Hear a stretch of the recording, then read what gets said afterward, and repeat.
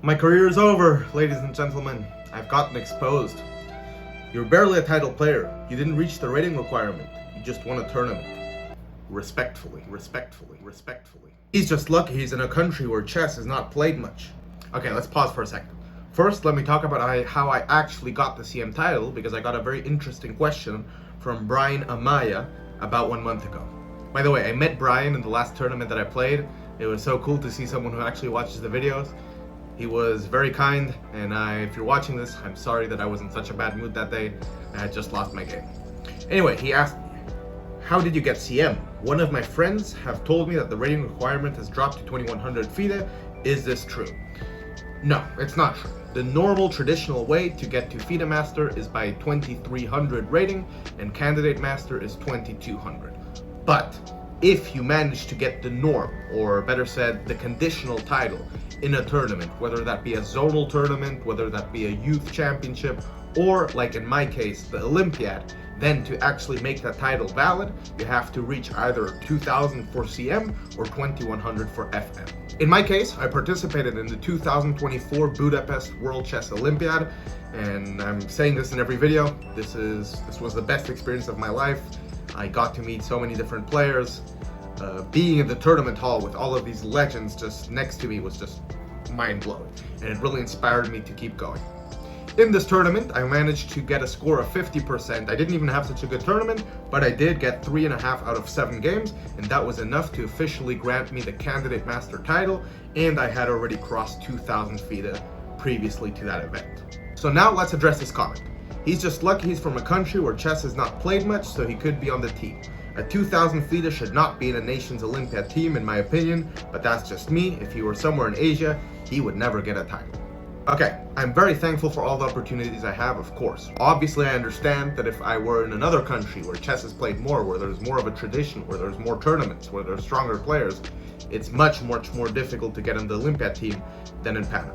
At the same time, I would also say that I'm very unlucky that I live in a country like Panama in a chess sense. Because while it's true that somewhere else at my age of 19, I would not yet have had the experience of playing in the Olympiad, the problem is here in Panama, there's also no chess tradition, which means there's no strong tournaments, there's no grandmasters, there's much less opportunities to improve in general. And because of all of this is the reason why in this channel I've shown you how I travel to other places, how I have to make more sacrifices. It costs a lot more to travel to other countries to be able to compete in events that I actually need to improve, because here where I live, there is absolutely none. And also a reason for why I actually want to move away. And my dream is that hopefully at the beginning of next year, I can move to Europe to be in an ambient where there's actually a lot of tournaments everywhere, and it will give me more chances to play strong players and improve. Because in my opinion, and don't take it from me, I've asked many people, and you can ask anyone, the most important thing to improve is to be able to play against strong opponents. So I think to make this very confident statement that if I were to live somewhere like in Asia, I would never be a title player, I don't know, I think none of us could ever know that. Could I have participated in the Olympiad? Probably not. Would I have had more opportunities to play strong events and to improve and to be in a chess ambient where there's more trainings, more traditions? Probably yes. So who knows what would have happened. Definitely, if I could go back in time and change something in my life, I would absolutely not do it. I'm very thankful for the life I have, for the opportunities I have had, but now I'm trying to go even further and continue striving for more. Another point this commenter made, who actually commented on all my videos last night, leaving some interesting remarks, was how can you coach people up to 2000? There won't be much of a skill gap between you and a random 1900 as you aren't that strong. Then another commenter actually replied saying, well, maybe not a big skill gap in ratings, depending on the skill of his students, but probably a huge skill gap in the training method, selection of exercises, experience with common patterns of his students, experience with chess-based engines, computers, over-the-board skill, chess literature, and so on. Probably a long list. Look at the coaches in other fields. Do you think Carlo Ancelotti can play soccer better than Cristiano Ronaldo? And one of the very best chess coaches in the world, Mark Dvoretsky, only an IM title? Think about it. Okay, I definitely don't want to compare myself to these amazing coaches.